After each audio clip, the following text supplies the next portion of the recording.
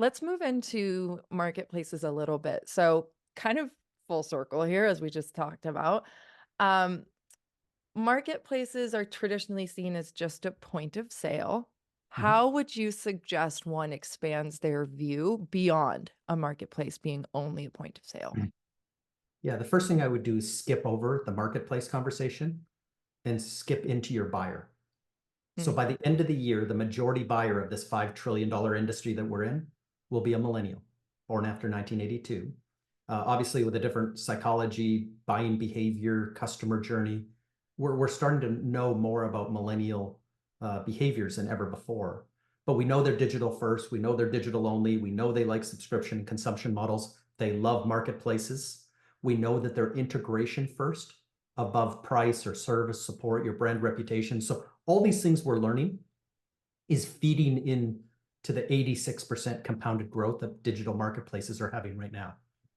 Adding to that growth was, living through a pandemic when mhm. all of us had to switch our groceries, had to switch our food, had to switch everything we did to digital marketplaces from a consumer perspective. And we know that there's a very, thin line between B2C and B2B behaviors. And this new buyer, and I grew up at IBM, which at the time, 80s and 90s, was the company you couldn't get fired for buying IBM. And we were the single throat to choke. Us and our partner would be the trusted advisor end to end. It was, the entire thing. Well, today, the average deal size in where you're participating as an audience here, it has 7 layers. There's 7 layers to an AWS or Microsoft deal. There's 7 layers to a Salesforce, ServiceNow, Workday, Marketo, NetSuite, HubSpot deal. There's 7 layers to every deal. There's 7 layers to a security deal. So in this world of 7 partners and 7 layers, there's a little bit of orchestration that happens. But the ability to do this off a single click and add a user, take away a user, manage this, the whole financial operations behind it is leading all to marketplaces.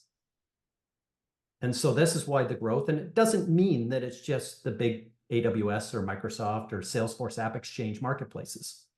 What it means is that every distributor in the world is building digital marketplace. There's Mm. cloud distributors that are building these functionalities. There is, telco agents that are building this functionality. There are the biggest resellers in the world, like CDW and Insight and SHI and CompuCenter are building these functionalities. There's marketplace development firms. There's MSP firms, managed services firm. So there's 7 layers of marketplace when you have this conversation. But just assume that 5 or 10 years from now, the majority of business will be conducted and money will change hands in this way.